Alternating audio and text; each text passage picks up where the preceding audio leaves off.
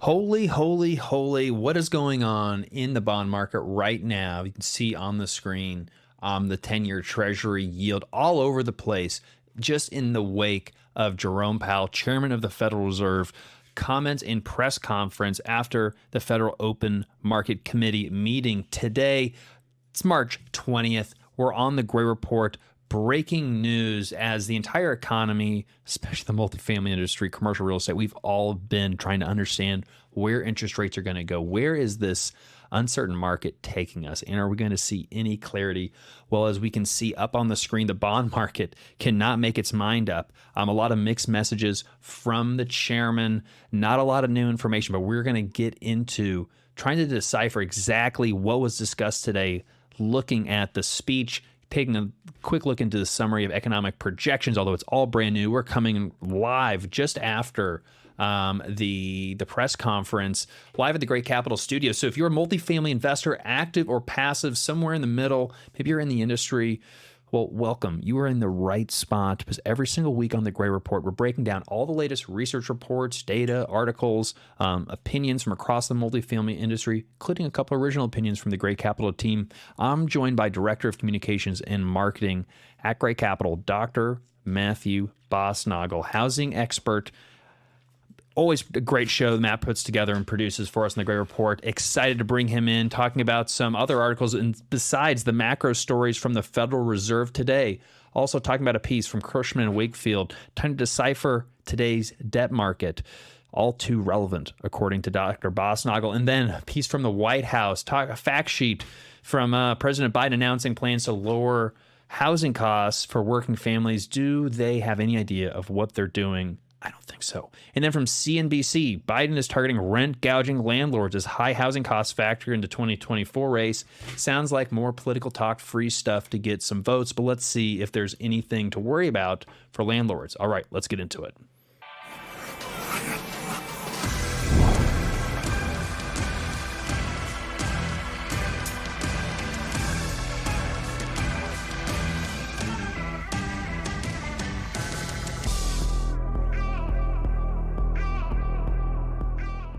Welcome back to the report. Matt, how's it going? Pretty good. Another good week. Stuff keeps happening. Well, it keeps happening. Things keep changing. But it also seems like Groundhog Day, another Fed meeting, another non-announcement of any rate change. I mean, that's the big headline that we all knew. You know, they're not lowering the Fed funds rate today. That was baked in. We knew that. I think the question was indications of, you know, the Federal Reserve and the Federal Open Market Committee's opinion on the changes in the data. The higher than previously expected growth numbers. Inflation a little bit hotter, you know, mildly warmer than maybe they thought. And has the data changed? Because Jerome Powell previously has said, you know, we don't necessarily see the need to see the data get much better. We just kind of need to see more of the same.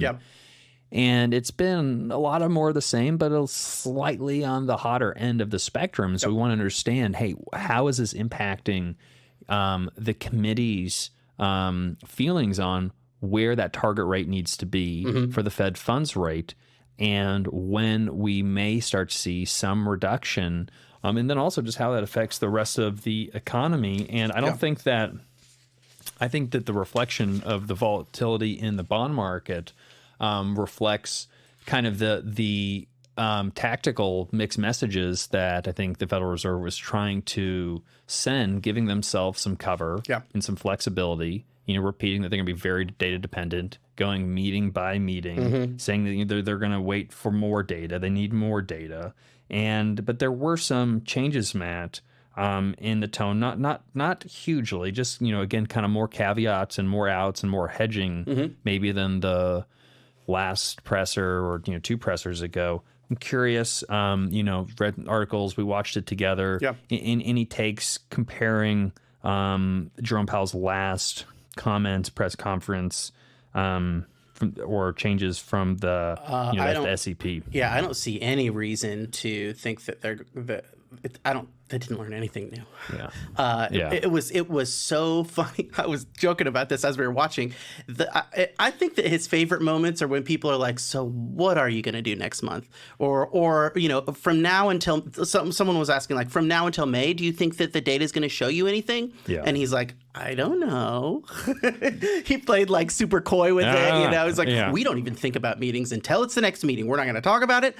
So that was especially frustrating because he said that like twice, and that's all people want to know is like, all right, are you leaning anywhere? And no, outside of the prepared remarks, you're not going to probably get anything. Sometimes in those questions he can give a little bit more color, or sometimes it's like the way he answers it. Sometimes of just like, or like how quick he is to respond or push back. I know. So it's so much in the presser. It's like how he answers and how he reacts in his like body language. I was totally thinking. I was like, okay, so he's following this comment with this. Are they balanced? Is he trying to say, oh well, the economy's really active, but we are still worried about employment? And it's like, okay, so what? Yeah, and it seems silly, like talking like we're going to read his like body language to I know that's what I was thinking too. but it's kind of like that's all we have to go on. Yeah. And it's so important because the whole economy is trying to decide what direction we're gonna be going, the headwinds we're gonna be facing. And what I think it is like the Fed does move slowly. There probably were slight differences in this and in the comments, and in last meeting summary, so he's making these minor adjustments. Yeah. But I think that last year, you remember there were a couple times where he was like, whoa, with the banking crisis that happened. So like there are pull-out specific moments. Or back in October, November, when he basically said that like, all right, next year we're going to be cutting rates. Yeah. But like compare that to this one, and it was more like, well, there's nothing. And just so because maybe not everyone here watching Matt watches every FOMC press conference, and just a couple updates. He went over a lot of kind of key metrics for the economy. Mentioning that right now for kind of year-over-year GDP growth, we're kind of right around 3.1%. The SEP, the Summer of Economic Projections, they're forecasting GDP getting to that target kind of around like 2%.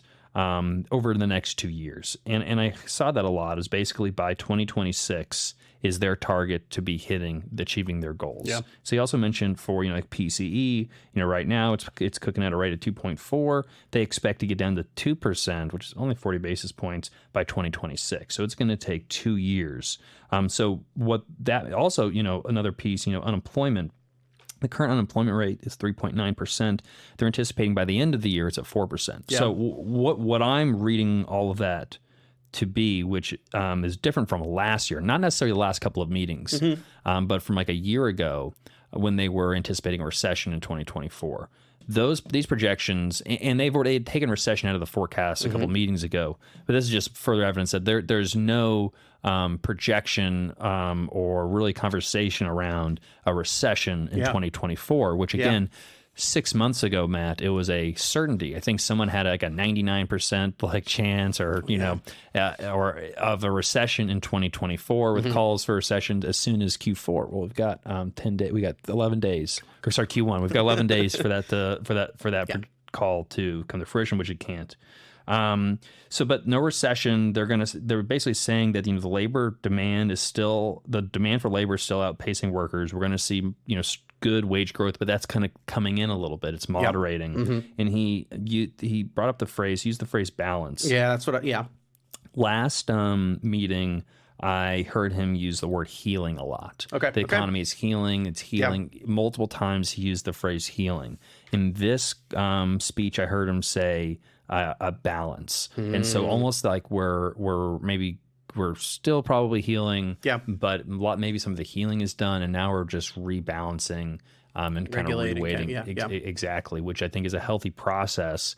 And I believe that they see themselves as the shepherd to facilitate kind of that's this transition and this healing process, and they don't believe that they're going to have to step in and save the economy from a massive crash or anything like that. And they've mostly avoided the real big risks of hyperinflation. Although, I think that they still believe that if they they don't see this through all the way, that there's still a risk that inflation could get out from underneath us. Yeah. And I think that's what I think that's their primary concern. But trying to balance hotter inflation with not trying, but for allowing really positive economic growth. Because, again, one of their two mandates, price stability and employment. And that's what I was wondering. Healing makes it seem like, all right, we've got to guard against or at least remedy economic woes, whereas balancing is like, well, we've got to cool down the economy maybe and make sure that it doesn't. But also balancing means cool down over here, heat up over there. Yeah, too. I agree. It's just down like here, the emphasis is much less on like, all right, we're seeing kind of a glass half empty a little bit, and we need we need to remedy it versus.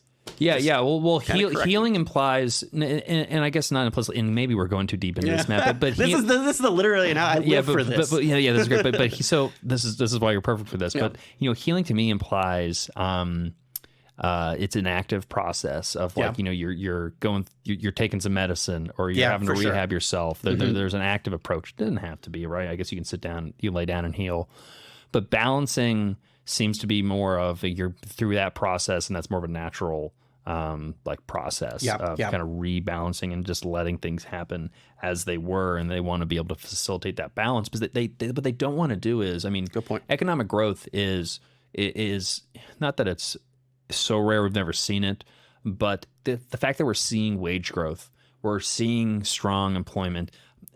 Some of it is certainly being propped up by government spending and artificial, through fiat. But the economy does have some legs on it. Yeah. The private sector is still chugging along. Not that everything's perfect, because nothing ever is exactly perfect.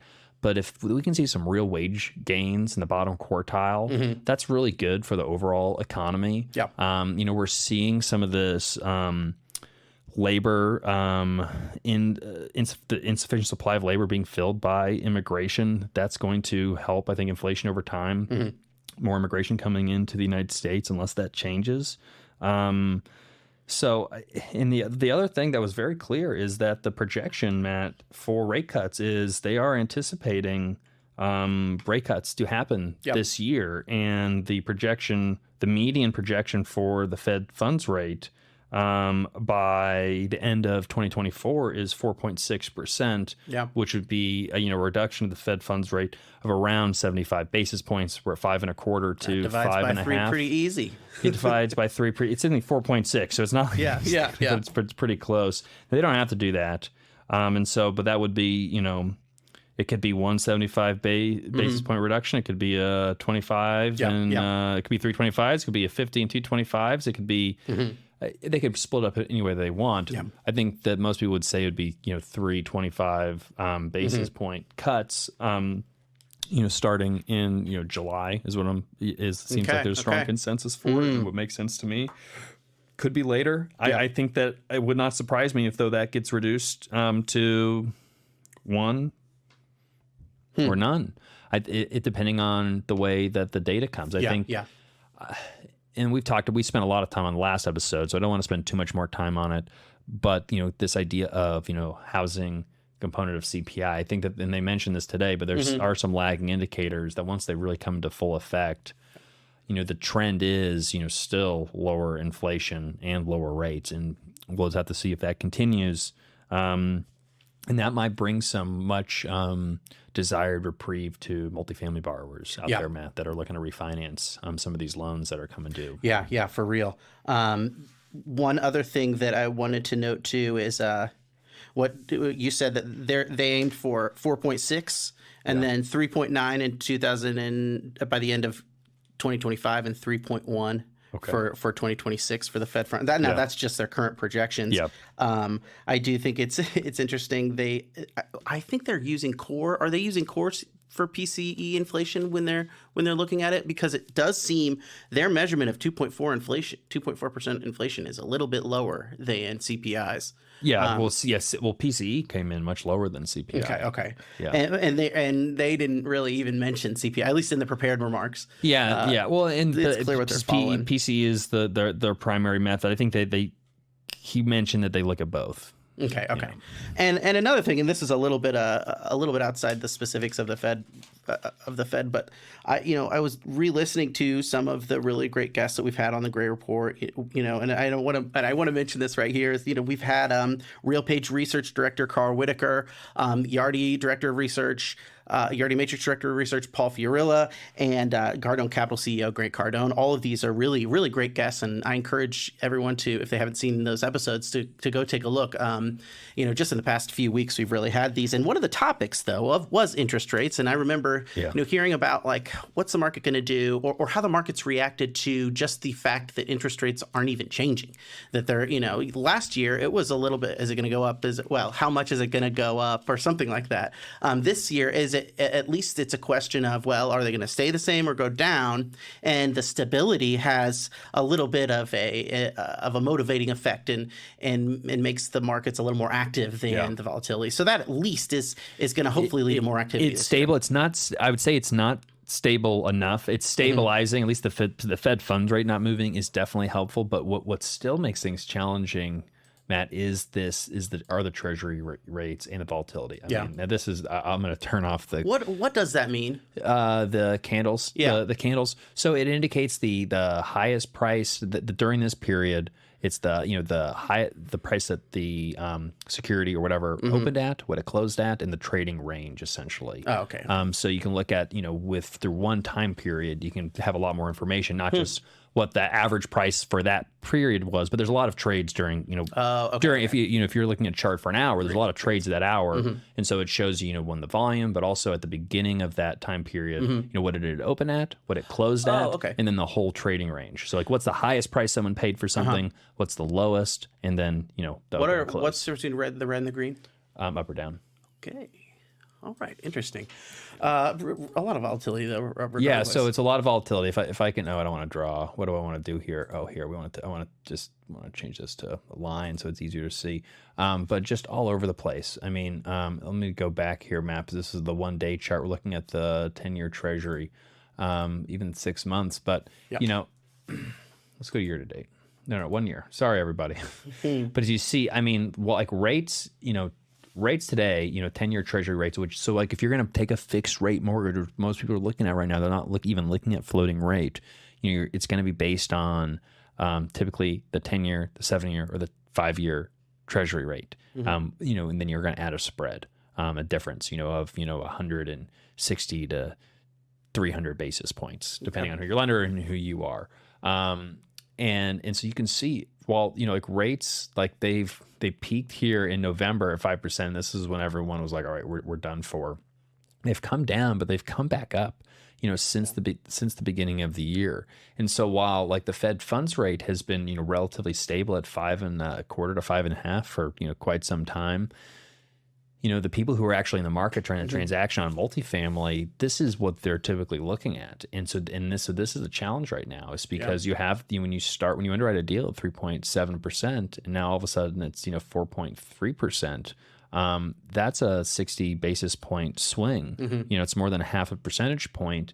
And if it's a good deal, that's not going to break a really good deal. It's not going to make or break. But if you're on the margins, that could turn what was a good enough deal to a not a deal anymore. Yeah. And it's the uncertainty of, again, it takes so long for once you actually put a deal under contract to close on it, and all of this can happen in between. I mean, Matt, this dip right here was like a week and a half ago. Yeah, I know. It makes me wonder, all these triggers, and how much of this is based on basically expectations of I want to say the predictions of the Fed funds, because if this is a reaction to the CPI numbers coming out and people thinking that inflation was too hot, therefore the rates would get too high, then it would be very easily explained that that's why it went up.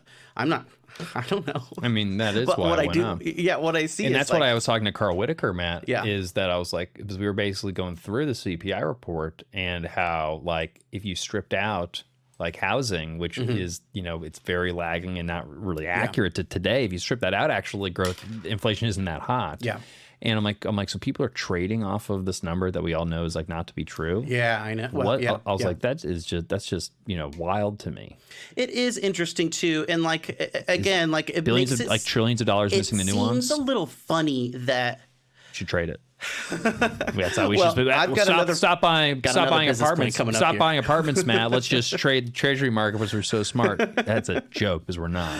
It is funny though that for all the attention that CPI gets, especially particularly because of the implications for interest rates, they mentioned PCE, so maybe it's more worthwhile to cover All I know PCE. is just obviously the financial markets can be too easily to manipulate. If you can just we know that the data is not wrong, it's not like made up, but it's like not good data, and it's not like representing a true value of where things are in the economy and people are making.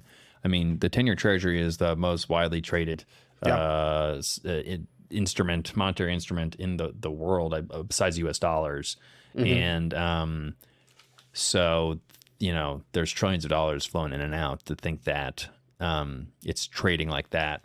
And I'm not an expert, so someone please write in the comments below on why else the 10-year Treasury would be moving like that. But there's also algorithms and bots, and they go off a rating and then just start automatically making trades, and then other bots and algorithms and traders follow suit. So that makes animal spirits. Right? Yeah, exactly. Yeah, a lot of pressure during those little Fed talks to not blink. A lot of money's riding on that. I know exactly. Don't give a grimace. You don't want to. That's right. Okay, so we're going to decipher, Matt, the debt market because it's related with why we're talking about interest rates. We're talking about debt. We're talking about the multifamily market and commercial real estate. Totally. Cushman & Wakefield puts out a piece. What's the latest pulse in the debt market? Matt, what is the latest pulse on the debt market? Yeah, some really interesting analysis here. They don't just kind of predict what could happen. They say, well, no, this is most likely going to happen. They present the data and give a little bit of conclusions about it. So really more than simply like they're not just going to say, interest rates are going to be okay. They said that a modest tightening in both base rates and in CRE credit spreads has provided market participants with marginally better debt conditions and has helped grease the wheels of activity. I feel like that's the takeaway for kind of this whole thing. And it's probably a no-brainer, but it's a worthwhile connection here. They're saying that things are getting a little bit easier to move. The spreads are not as outrageous. Maybe they're finding a meeting point maybe between buyers and sellers, or at least along the lines of credit. Things are getting a little more palatable for people, and they're saying that not just a little bit more, but meaningfully more, big enough to make things active. Yeah. So that's great. They note that borrowers are going for 3 to 5 rate fixed debt and looking to refinance later. Fundamentals are strong outside the office sector, and upwards of 50% of the outstanding debt market has long-term debt. So it's probably not like maturities. I think that they're thinking like, distress and crisis. That's not going to happen in large scale, but it does make me think of, I think there's a small but equally meaningful percent of borrowers that are maybe in a little bit of trouble, and I think that trouble's now going to be spread over the years instead of just resulting, like a finite wave. It's going to be orderly. It's like a very orderly crash. Or not even crash. And it'll just orderly. It'll have its weight. It'll place its weight on those on those operators, and it's going to be a burden that's going to either they can make it work or they can't. I don't know what is going to motivate, because equally could make them hang on tighter. Well, and I think what is definitely a good point is that it's probably not going to be as big that big of an issue at all for banks. At the end of the day.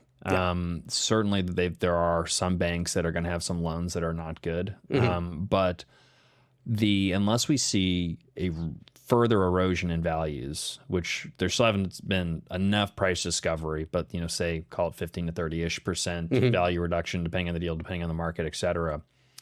Most deals have 20 to 30% of equity, and so the equity is wiped out.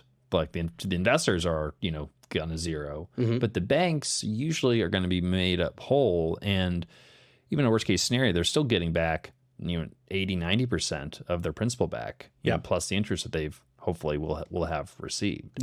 So it's not like it's not like they're going to zero. And, there's also a lot of comments in most of these cases that, even in the office sector, people are still, for the most part, paying their mortgages. Yeah. Like there's concern, but like the mortgages are being serviced. It's not like in 2008 when everyone just stopped paying and they couldn't pay and they just defaulted. That's definitely one of the things they noted here is like, things aren't going horrible. If this was if it was another crisis, and then on top of this, you had to deal with these problems such that like people weren't paying rents and all these kind of stuff. But no, people are largely paying rents. Yeah. And so, it makes it pretty easy to sustain it or to extend it. Especially, I think also lenders are looking forward to 2026 when the supply is going to become a little bit more compressed anyways. And they maybe are anticipating. Yeah. Well, and just another point for, I think more evidence for we are at the bottom or very near the bottom is that, I mean, again, I'm in the market almost every day, looking at deals, talking to brokers and what's going on. Deals are being done, and we're within a strike zone now of 1 to 5% on most deals, where we were 10 to 25% away 6 months ago, and other buyers are in the same place we are. And there's deals are usually getting done, maybe at a little bit lower price than the seller wants, but they're getting done. Expectations have come in line closer with reality. And so the reason I'm saying there's not just much room, something pretty extreme would have to take place for prices to move that much further, just because there's buy orders that are sitting at prices that are just 1 to 3% below where prices are right now. Yeah. And so and it's because of the fundamentals. It's because of the light at the end of the tunnel, and we're seeing growth. I had a great conversation with Carl Whitaker this week. We kind of need another month or two just to show like a real trend. Yeah. But we are a lot of the pressure from the supply. The market's showing quite a bit of resilience, and we're posting some positive momentum of rent growth. Was it Carl Whitaker or Paul Fiorillo that said that for all the supply we had maybe record absorption last year? Well, I think they both said that, but Carl, I know said it because on RealPage they did a piece specifically focused on absorption. And Q4 of 23 was one of the highest quarters in the last 20 years for apartment absorption. And 2023 in general was an above average year for apartment absorption. It's just with the amount of supply that came online, it was a net negative year for the market. But so far in a relatively what's typically supposed to be the weakest month, in January, actually showed a little bit of strength. And if that trend continues, February's numbers were pretty decent. And so if we have a pretty positive March, which we shall see. It's so interesting, Matt, because I know first how our properties are doing. It's amazing sometimes how the performance of our properties, I see are correlated to the national performance. And because it's like all real estate is local, right? It's like, what is one property's, and this isn't always the case. Not every property is the same. One property will get a ton of leases, the other property has none. But I'll often see it's like, oh, wow, we're having a lot of strong leasing activity. And then a report comes out the next month, like the whole nation had a lot of strong leasing activity. Interesting. And so again, you can't use it as an absolute rule, but as like an indication. And like we had specifically one of our properties up in Michigan, we crushed December and January, and like it was peak leasing season. Awesome. And I'm like, this isn't normal. And a couple of the properties had similar traffic, not all of them, but then that started showing up in the numbers. Looking at RealPage's data and talking to Carl. But yeah, we need a little bit more data, but surprisingly, pretty strong fundamentals. There was a TREP, as an article for TREP. You can find it on the Sunday version of the Gray Report. If you're not subscriber, go to www.graycapitalllc.com/newsletter. Subscribe for free. But this article in TREP looked at the price declines for CRE and what is TPPI? The TREP property price index. Whew, I was pulling that one out. All right, but is that what it is? I'm almost positive that's what it is. It's okay. In 2016 is their base. It's 100 to 2016. And so they measure, how things are changing from quarter to quarter, and they've got. You can scroll down just one tick so we can see that there. And they show the decline starting in the first quarter, or was it maybe the second quarter of 2022. Yeah, which is really when you get into the teeth of the interest rate increases, and the property declines peak in the second quarter of 2023. Now they are marching downward at a much steep. I'm sorry, these declines are getting shallower. The rate of decline is reducing. And so things are getting better a lot more quickly than they were getting worse. Yeah. We may have one quarter of in which prices are basically zero. Yeah. And then we're on our way up. Now the only reason why this is so compelling to me is because this is like a shallow decline, and it happened over a period of more than, it was like a year and a half. So we've got a lot of time in here, and these and this movement doesn't show that much volatility. It's not like a shock that we're going to get a rebound from. This seems like a gradual lowering of price and a gradual rising of price. It almost looks like it's overdetermined. Yeah, where we're going to see a recovery from a technical in prices. standpoint. I mean, higher highs and higher lows. I mean, and again, it's maybe it's not appropriate, but I mean, very good setup for what we've been describing, Matt, as a really strong decade for multifamily. Yeah. And it's at least indicating the psychology behind pricing and the demand for investors for multifamily assets, and it supports this idea that, especially when they actually start moving interest rates, or it actually gets announced that it's going to happen, we are going to see cap rates compress very quickly. Yeah. I believe. Yeah. And it'll probably happen before then. This deal that we've got down in Evansville that is fully subscribed, by the way. So if you're an investor in River Club down in Evansville, we really appreciate your partnership. If you missed out on this opportunity, still get in touch with us. Got to be accredited. Hop on over to graycapitalllc.com. But we're buying this at a 6.4% cap rate, Matt. $100,000 per unit, more or less. You're not going to find these deals in a couple months from now. They're gone. Yeah. This was the window. And what's super interesting too is, like, I keep, just like with the 10-year speculators, people are looking forward to things, whether it's federal interest rate cuts, whether it's the supply shortage that may be rearing its head in 2025, 2026, but they are seeing in the future, and they were doing that in December, and so like what we're doing kind of right now with our last deal is we were looking forward and saying maybe maybe it's not in the perfect world. People could say, oh well, rent growth is bad now. Why would you invest? Or you can look forward, which is what investors should be doing. You got to be skating to where the puck's going. Yeah. So you got to do just like Mr. Gretzky said. Yeah. It's fascinating. I'm really glad you brought this piece up, because that really does visualize the market. Sure. Does it mean everything? Now, I think all of this what needs to be said is there can be a black swan event that kind of reverses course, and a few more banks. If there's some clot in the financial arteries, related to CREs, things could happen. There's no evidence to suggest that. That's always a risk out there, and just the market's a little more fragile now than it has been in the past.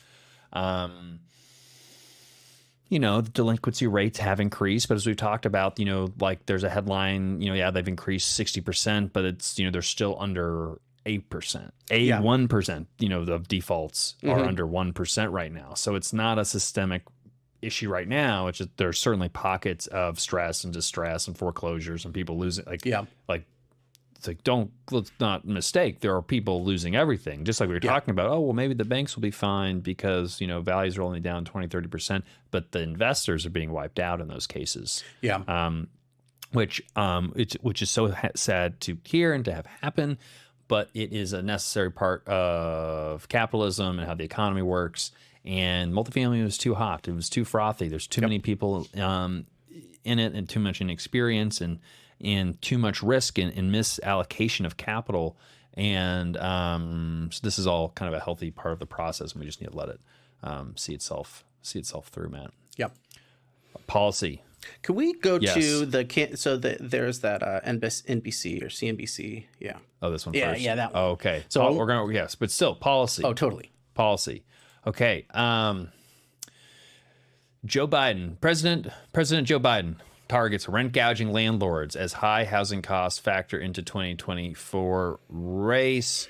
Obviously, Matt, The man needs some more votes. Right now, for a president with the That's the reading. That's a good reading. He's got a bad. He's not high approval rating isn't that high, and not the this other candidate Trump is that exciting of an alternative. But tough race with inflation the way it is. The economy. Even though the economy you could call it really great. I think there's more stock market gains under the Biden administration compared to the Trump administration. But man, economic uncertainty overweighs all. It doesn't matter what the reality, what the numbers are. It's how the economy is perceived, and what are the kitchen table issues? Where are the pain points? And we all know that we've heard it. It's rents. Rents are perceived to be too high. When I was having my when I was interviewing Grant Cardone, I mentioned I was like, well, rent seems high to renters. I got called. Grant called me out, said I was committing blasphemy for saying that the rents are high. Yeah. And the rents, I think, are at appropriate levels, and they are at a discount, major discount. The rents have never been cheaper compared to owning a home, buying a home. I just read something. And everything else in the economy, and the way what it costs to actually maintain these properties.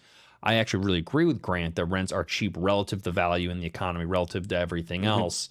But perception is reality to most people, and it's just the idea that rents have they're stretched to their pocketbook, and rents taking up 30% of their paycheck, and they know that the $200 increase that their landlord sent in a renewal is a much more impactful event than.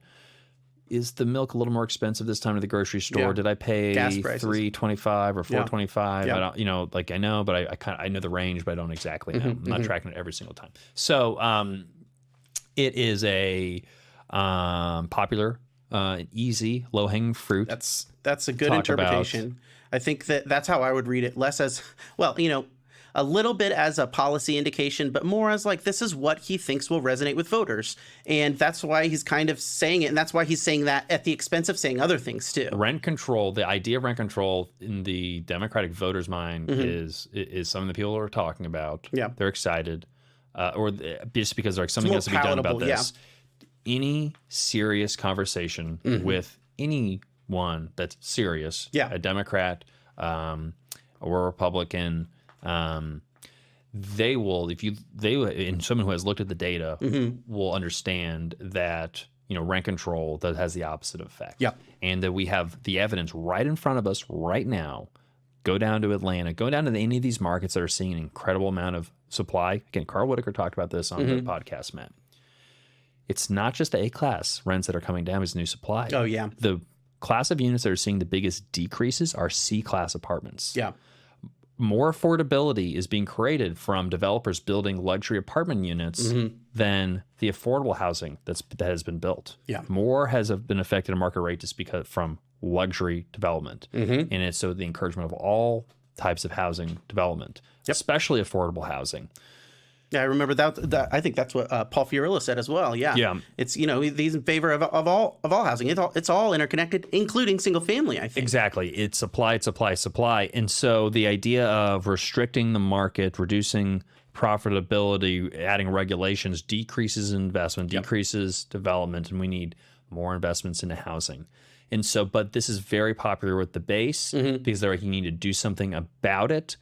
But again, the folks even the top of the Democratic Party know that rent control is not the answer. We've read different policies, proposals, fact sheets from the White House. It's mostly about deregulation, easing of zoning laws. But that's not going to quell the Democratic base, Matt. They want blood from the landlords, the rent seekers, the cap. They want the owners of the means of production brought down, strung up, and they want Scranton Joe to do it. Essentially, yeah. I think that it definitely is like that's the appeal that he's making. I think that if we're living in the real world, and we'll even see an example of this in the fact sheet itself, but like this is stuff they're saying in the campaign. I don't think it would necessarily translate directly to a concrete policy down the road. But I do take issue with one of really the headline of this. He's talking about rent gouging landlords, but really what he's talking about is is the efforts of the Justice Department kind of to counter RealPage and I think associated related rent management software that has an algorithm that helps, doesn't necessarily set the price for rents, but it helps these operators to know what they should charge. And then the operators and the landlords make that decision. My biggest issue is if you're going to say that this program has made all the rents go up, rents haven't gone up this past year. Rents haven't gone up this past year. The same company, RealPage, is calculating 0.2 rent growth, which is not as much as recorded in the CPI. Now, we know CPI is wrong, but if he's using CPI as proof of highest rent growth, then and you're blaming the company that says, no, all of our company, our software set to 0.2%. If we had to set it, and it's not really set, it responds also to consumer demand. That's which is kind of my second point. Sorry. All right, you say what you want. No, I know. I got enough material here. It's a great point. Is that the software revenue management optimizes. You can tell what you want it to optimize. Yeah, and it's making suggestions. If you want more occupancy, you want higher rents. And it's just giving market information about what else is available on the market, and then looking at what your lease expiration schedule is. Mm-hmm. And it's very similar technology that the airlines use, that Uber uses. I'm sure that a gas station probably has like a price that's like surge pricing. Hotels use it, mm-hmm. and so not Wendy's though. Not yet, right? Yeah. They're talking about it. Yeah. And so again, there's no like explicit like right to a housing at a certain price, and the markets, free markets, are allowed to use information to price, to price their mm-hmm. whatever goods, or services that are being sold. And I just think that it's not only a slippery slope, but it's unrealistic. And maybe I just see the idea of collusion. It's not all the apartment owners are getting together and they're like, let's keep rents up. Yeah. Because that's just not how it works. Mm-hmm.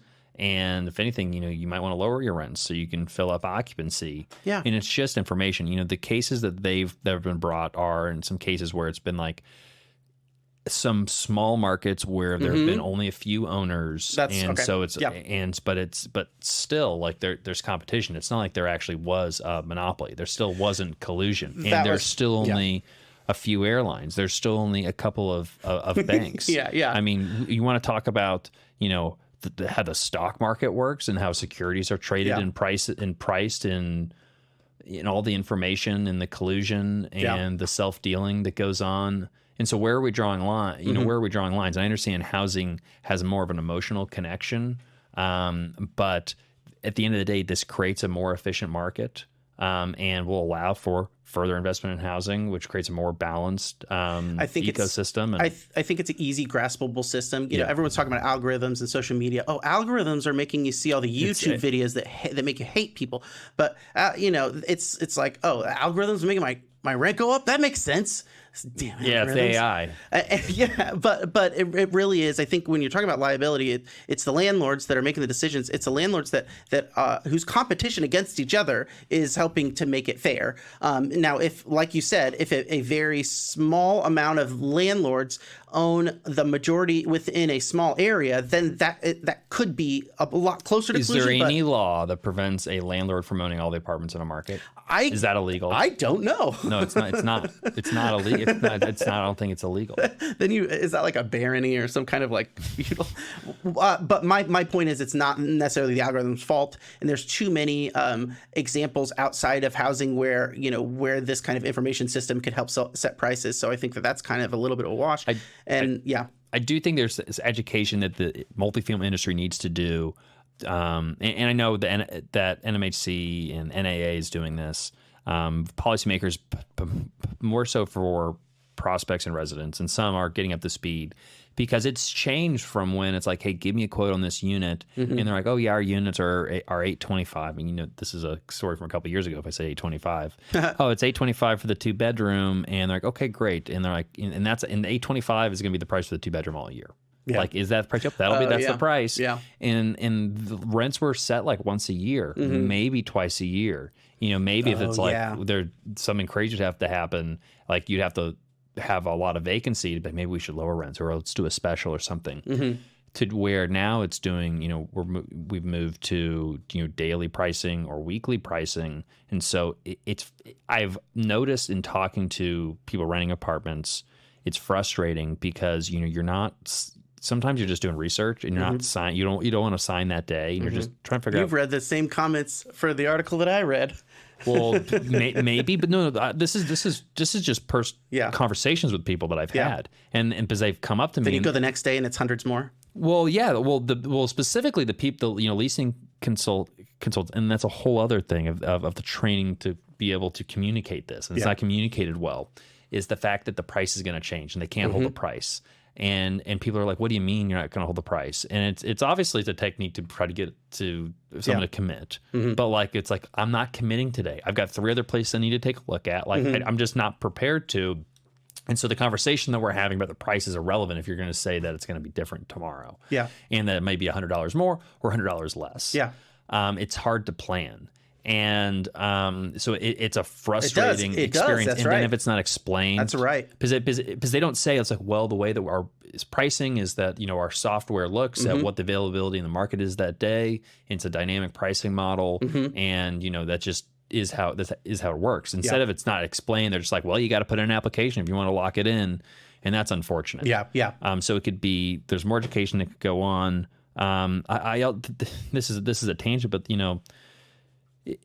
the industry discourages people who like to plan. Like if you're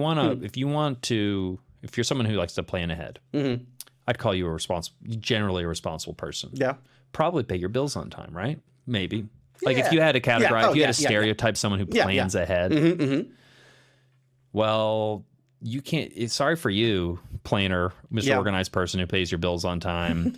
We're not going to lease you an apartment in 2 months or 3 months.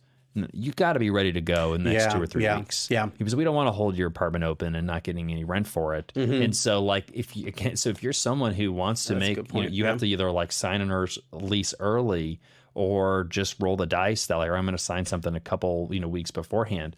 Unless you can do it if it's a unit that they know that's going to be expiring in a month or two, and you're like, I'll take that unit. Because they've issued their non-renewal or not renewing. Yeah, I'm not saying it's not possible, but like for the most part, it's very difficult. So I think that the industry and the way that the technology works, I think we could continue to refine it and do better and communicate it and see through the lens of how residents want to lease, and also just put ourselves in their shoes and explain it. Because I think no one is going to get mad at the airline. Everyone understands. If you're booking a plane, and you're like, oh, well, there's obviously gas prices again. It's gas prices. It's like, oh, I'm booking. I'm trying to go to Florida in December. I wonder why the airlines are more expensive. Well, it's because everyone's going down to Florida. And here's the thing too is my ultimate point too was not about maybe I don't think Real Page is lying because all the other private rent trackers have shown zero rent growth, but also that the force of is there anyone accusing them of that? No, I'm just saying like, okay, well I was just trying to guard against this, but like I also think that ultimately the force of the consumer demand is going to be larger than the force of these algorithms to set rents. If as was seen this past year, rents are too high, then consumers will not pay them. They'll be roommates, or they will not move, or they will make other decisions about their housing and go into cheaper apartments because there is choice in many markets. And so they don't believe market. They don't believe in the concept of markets, really. They don't think markets will work. They think the markets are owned and manipulated by like the capitalist in general, and then they're not going to work correctly, and that they're just going to gouge at high prices, even though it doesn't make any sense. Well, and They're not getting ready to believe in any kind of like a alternatives. generous. They can only provide the explanation. solution. They are the only chance of salvation that So American like people that have. frame of mind is kind of interesting because it's something that I encountered in some of these. There was a comments on this article. One of them said, their comments? one of them Let me read used it. your example. Like not on that example. Yeah, It was okay. these Like were on Reddit Reddit. comments, Oh, so you okay. kind of know where. But they used the example of, I saw one price and then I came in the next day, it was $200 more, and so that guy didn't like that. That is a bad experience. Yeah, you go to a gun show. You go the gun show on Friday. Mm-hmm. You like what you see. You go back on Saturday. It's not there. Yeah. You missed out. You didn't. You should have bought it. Not like you're gonna. And you thought that you're going to get a good deal at a gun show. And what were you thinking? Yeah. and the other comment that I remember was they were kind of saying like, no, apartments are not as much of a liquid commodity or as like a tradable commodity as others because all that effort you have to put in moving, and sometimes you can't move where you like. But and I can kind of see that if it is your example of a small town with very few landlords. But the fact of the matter is like largely, and this is something that I am continually amazed at, how many apartments there are and how much this whole algorithm system works because there are a lot of apartments and a lot of options. Yeah, the data is there's enough data. Yeah, and so like I am just seeing the other side of it, and like if it wasn't a commodity, I'd be freaking out at like how do we get renters? But no, it's like these things move so much quicker. People are moving in and out and making these decisions every single day, and so it's it's easy to think about it as like, well, I got to move close to my job and all the apartments are expensive, but that may not necessarily be the case. So what do we? I guess the question is, and so we know what we're talking about the same things. Mm-hmm. Do the opponents of revenue management platforms and pricing technology, what do they oppose? Do they oppose of knowing the prices of our competitors and understanding the supply in the market? And if I don't use software, if I just know how many units are available and I know what those rents are, mm-hmm. and I do some quick math, is that illegal? Or is it the fact that I don't do the work on a piece of paper and it's done in a computer? Does that make it illegal, or is the fact that it's automated? It's automated. That's illegal. So automation is illegal. This would be now. It's not spelled out in neither the campaign stump talks that Biden gave, nor in the White House fact sheet. But here's my assumption of what they think is the evil of this: is that you've got a landlord and he's clicking on RealPage. Exactly. You're going to a moral argument rather than like a legal argument. And it's like, and RealPage says raise rents, and landlord's like, okay. And he's like, oh, I just do what RealPage does all the time. So, well, that's their fault. But I return. It's like ultimately these landlords are competing with other landlords, and they're the ones that should be liable. Yeah, but okay. So if that's the case, if there's a landlord that's being lazy and they're just letting an algorithm do all their work for it, mm-hmm. that means they're going to be operating at the mean of just like the average of the market. Mm-hmm. And there's going to be other market participants that can outpace them. They can go around that mean, because the algorithm isn't going to be perfect. And so if you can outpace the algorithm, or if the algorithm's telling you to keep prices high when they shouldn't be high, which is what the Biden administration is suggesting, mm-hmm. then you're going to be smart and lower your rents, maintain your occupancy, and maintain your net operating income. Yeah. So I guess it doesn't pass any type of smell test whatsoever. I don't understand. I don't understand where the harm is. Yeah. At all. In fact, I think it's eventually better for the consumer because it makes for a much more efficient market. Mm-hmm. And I just, again, unless we're going to make the suggestion of regulating any of this is absolutely dangerous. I remember our insurance, some of the guys that work on our insurance team that came in, they told us about this as a risk. And I told them, and they were telling us that we shouldn't use revenue management because, people are getting sued. Mm-hmm. And I said, if I will, this is a hill. It's like, I'm willing to die. And we don't even use revenue management at a lot of our properties, but this is something bigger than just RealPage or revenue management. Yeah. This is just another example of people who don't understand business or capitalism or economics, mm-hmm. or how humans interact with each other, because that's all what that stuff is human interactions. Yeah. And they are going to be making just natural business processes illegal. Again, we're understanding price, we're understanding demand, and we're using some brain power or computer power to calculate that. Yeah. And so I want to know leave in the comments, what's illegal? If it's we're getting into but the argument is it's collusion and they're creating monopolies. Yeah. Make that case and bring that to a court. Yeah. But that's not just what we're talking about. The whole other conversation is about the technology and RealPage and revenue management. Okay, if you're saying that there is an apartment owner that is creating a monopoly in a market and is keeping rent so astronomically high, that is that's a whole different thing. And I don't know what RealPage has anything to do with it. They don't need an algorithm to do that. Yeah. If there's only one or two players, they'll just get together and say, we're all going to keep our rents at $5,000 a month. Yeah. So I do agree. And so really to put some concrete facts, I guess, to this issue here. They put out a fact sheet. Yeah, a couple of weeks ago, Biden administration did put out this fact sheet, and it talked about a little bit more concrete policies. However, nothing more concrete on this like algorithmic issue or whatever you want to call it. But I can kind of run through a little bit of the headlines here, and we can stop wherever is interesting. So did Kamala Harris write this? No, I think it's the Biden administration. Who wrote this? Who writes this? Who is focusing on housing at the Biden administration? That's a good point. But it isn't. The byline is not listed here. I think it's probably strategic. And I asked that because that's just I don't know it speaks a little bit anyway. But so these are these are not stump speeches or anything, or campaign promises. Are a little bit more, I would say, a little bit more concrete. However, none of these are done deals, I don't think. I mean, some more than others, but these are not like guaranteed.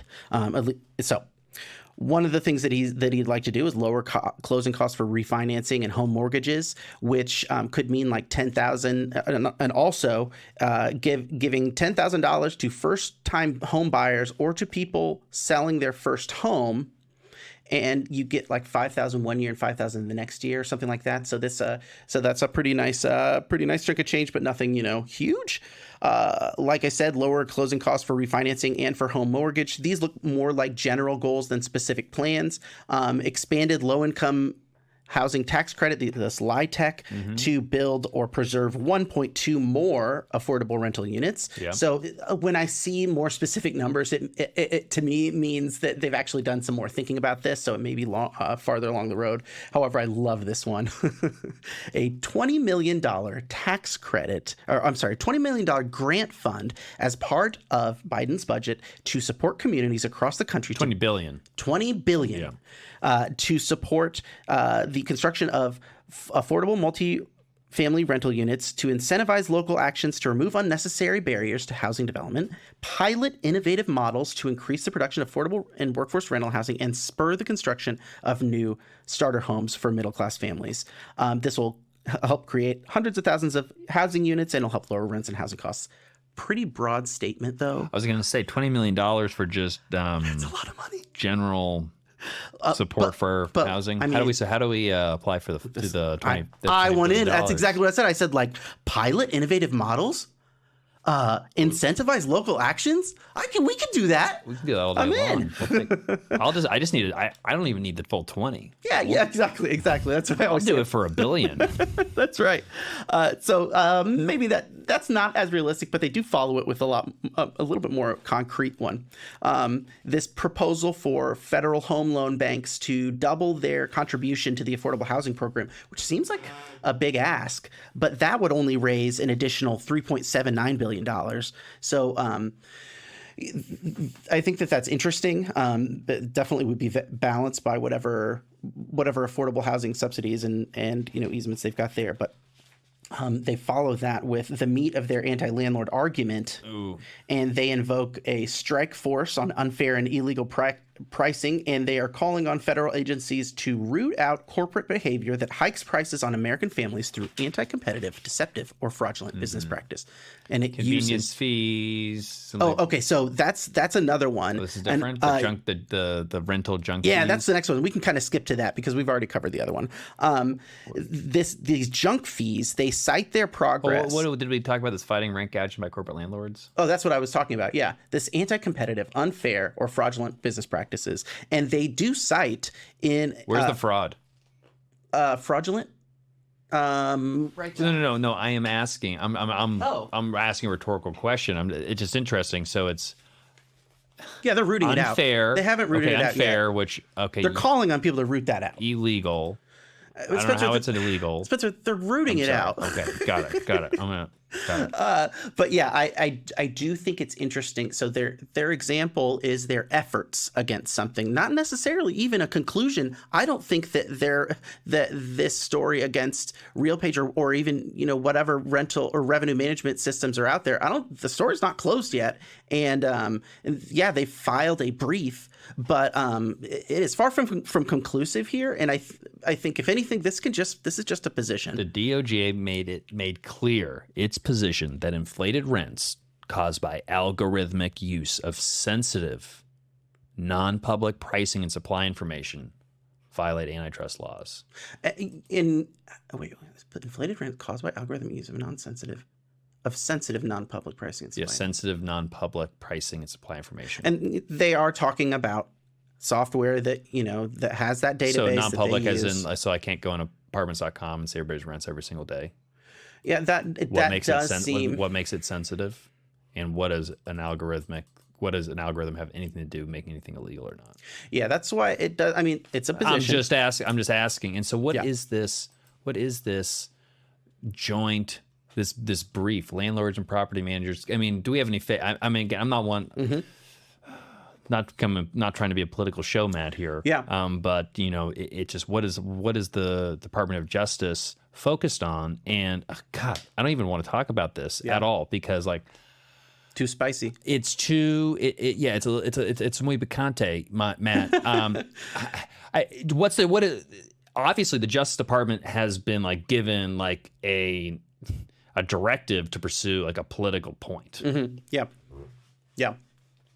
So it says, which is Democrats and Republicans. This brief highlights use and abuse the Justice Department. Everyone says that they are independent and non-biased, but it seems like there's a lot of coordination going on right now. They can't collude on rental pricing. Using new technology to do it doesn't change the antitrust fundamental. Okay.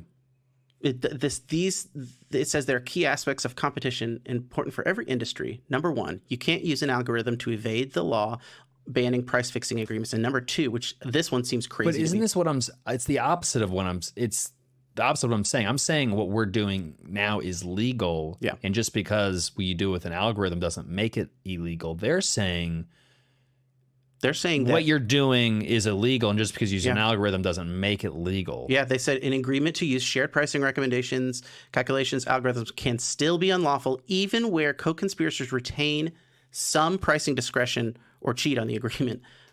So even if you maintain control over it, using that pricing recommendation could still be unlawful according to how they've constructed it.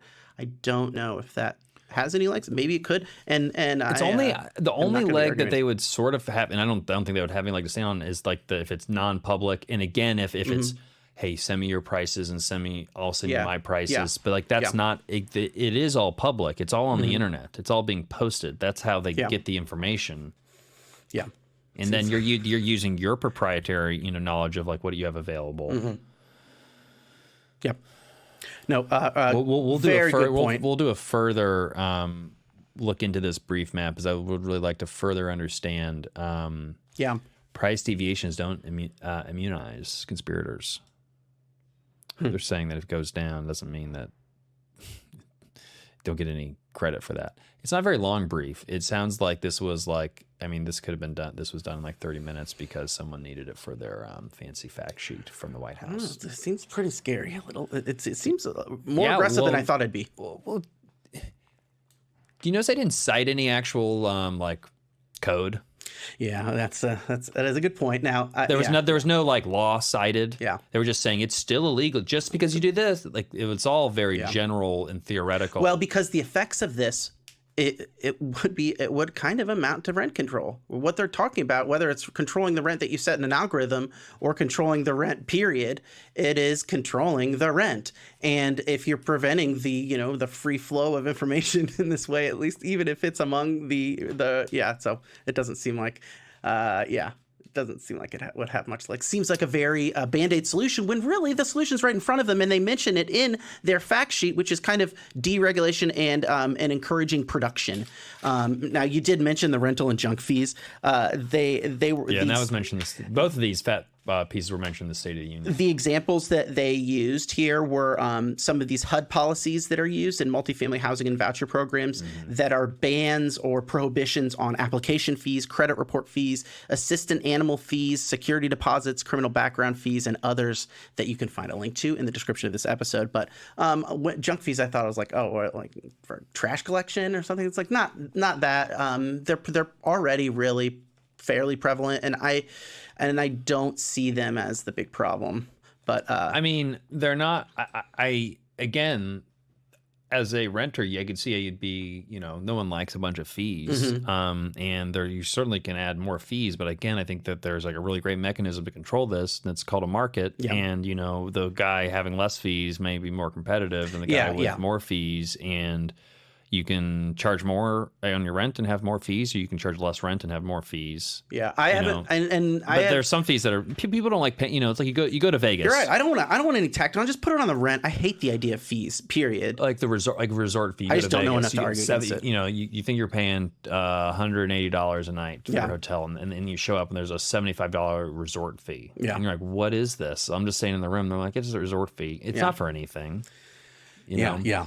And but the reality is, if you're trying to generate revenue, and if all of your costs have gone up by 15%, like they have in the multifamily world the last couple of years, you're looking to see, where can I create some of that revenue? Yeah. And you don't want to nickel and dime your resident, but it is a kind of a nickel and dime and like penny and nickel business. And so you look at, it's more of how do we, can we provide, like a cable pack or an internet package where we can provide, cheaper internet to residents, but we're providing in a bulk fashion, so we can make, maybe $5 off of that. And that is one thing that they mention there specifically. They're calling out they're calling out fees that are where you would buy, let's say you buy cable or internet subscriptions for $30 a pop. Yeah. And they could, and if they bought it, it would be $45, but you're charging $60. Yeah. So if it was, and that's just like, maybe that happens, but usually it's the way we do it is, you could buy it for $60 and we're going to offer to you for $55, but we're getting it for $50. Okay. And we're making $5 off of it. Yeah. That's usually how it works. And that makes sense. And because there is such things as like an economy of scale. There are things that sharing these resources in a single building makes things less expensive, and that's apartment life, and that's one of the benefits of apartment life. I just don't. Again, they have a complete lack of faith in any type of market. Yeah. And just they have no belief in, even though Joe Biden calls himself a capitalist, they obviously don't have a true belief in it working, or the way markets work. Like kind of like a zero sum, where all the profits would come. It wouldn't be savings necessarily, it'd be profits that go back to the fat cats and et cetera. But additionally is that, if you have bad business practices, the business owner will end up suffering because people will go to another business. Yeah. And like you said, there's a lot of apartments, a lot of different landlords, a lot of different options. I'm not saying that they're all great. And if you're on a limited budget, you don't have a lot of great options. Yeah. But, there are limits on what business owners can do in any business, and customers will reject them. And there's a lot of really bad landlords out there that should be rejected. And housing is a more sensitive subject because it is so personal. And I understand. I understand that there's a lot of things that are personal. But if you want to have more of something and lower prices, you don't get that by further regulating it. Yeah. Yeah. I guess that's my main point. And again, like we talked about today, we're seeing direct evidence that only way to lower prices, lower rents, is to build more of it Yep. and to deregulate, not to further regulate. Mm-hmm. So this is, I mean, $10,000 to buy or sell your house. We're going to get the landlords. This is an election, manifesto. Yeah. Here's free. Can we? How do we get some more votes? Well, can we write them a $10,000 check? What else? What other checks can we send? Can we pay for people's student loans? What else? What other? How can we extract value and wealth from one part of society and use that to purchase votes from another part of society? Yeah. It's not all a big conspiracy, but I'm just saying that this is not a policy to improve anything. This is a policy to win the political game. Yeah, I don't even know if they're even thinking about redistributing. I think they're just thinking, well, these people. Like I don't this think that idea. I don't think they. I agree. I don't think they think in ideological terms like that. I think that they're like, this is good, and I don't think it's like we're going to get the capitalists because I'm a socialist. I don't believe that. Even that's how it comes off, or that's the way they seem. I think that they're truly are like. Because they're just in this mode of they're like, landlords, there's some people being taken advantage of, and I'm sure there's some good landlords out there, but these fees have to go, and we need to help people stay in their houses and, get the rents down, and it's going to make me feel good, and it's going to make you feel good, and you're going to stay in your house, and, you're not going to get kicked out, and sounds great. Yeah. And then we have to go out and talk about how we're screwing up the Middle East somewhere. We don't have time to focus on housing. Press conference over. And Joe Biden's not going to say all of that. Yeah. So it's going to be fascinating. It's going to be a fascinating year. Matt, something we didn't get to talk about today that I want to make sure that's on next week. I'm going to be out of town on location, but I'm going to have the technology, so I'll be able to hop in. There's a little bit of then we're going to get out of here. Major settlement by the NAR this week. Where's that? I was just listening to it. Well, because it was on the tip of my tongue when you were talking about monopolies and and the NAR is much more of a monopoly than RealPage. Did you know? Yeah. Did you know it was something like they own the locks that through a subsidiary company. They own the locks you put on the doors. Yeah. They own a lot of things, and I wonder how that sifts through. I don't think that it means that homes are going to suddenly become 6% cheaper, but it's an interesting development. Homes are not going to become 6% cheaper. That is true, but I think broker real estate agents are all going to figure it out. Certainly the good ones, but definitely a shakeup in the industry. So we'll cover that next week. Yeah. We had a big Fed meeting we were excited about. That's more close to home than the single family home, but the death of the 6% commission. But wait, just as a teaser, you don't know, this has no connection to commercial real estate brokers. This is just single family home brokerage, or is it all inclusive of? I think it's just single family home. Okay. National Association of Realtors for single family, home folks, and the commercial real estate. And again, I'm more in multifamily. We don't use buyer brokers, and so it's a little bit different. There's not a 6% commission. The commission. There's commissions. They're more in the 1 to 3-ish range. Yeah, a lot bigger deals. Take a 3%, 2% commission on a $60 million deal. But I don't know why he's not.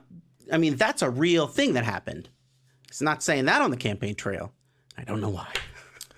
Well, it's not as loudly. They did mention it in here. Okay. They did mention it. But it's not like the headline. I think that it's easier to see a landlord as the enemy than your friendly realtor. Yeah, realtor's your aunt down the street. That's the friendly face on the landlord is, not so friendly. Not so I feel like we're friendly enough. Yeah. But there's I mean, it's it can be a hard time out there sometimes, as a landlord, Matt. But I think all we can do is try to do the right thing for people that live in our communities and ourselves. Just be a good person, do the right thing, and We'll make it. Share the right information and stay on the Gray Report. That's what we're here for. I was going to say something inappropriate. All right, everyone. Thanks for watching the Gray Report. Yeah, make sure you're subscribed. If you're not a subscriber, we appreciate you watching this the whole through. You're an all-star. Let us know in the comments. I watched this whole thing. You may even get We'll get in touch with you. Send Yeah, you we got to go over. We'll review some comments. We've got good hats. We got comments. I want to go through some of the Grant Cardone comments. People, a ton of views. One of our most viewed videos. Not surprisingly, getting a good amount of comments. A lot of likes, mostly positive. Some people think I didn't go after him hard enough. That's not really why I brought him on the show. But I just want to talk. Like to talk about that and catch you on the next episode of the Gray Report. Thanks.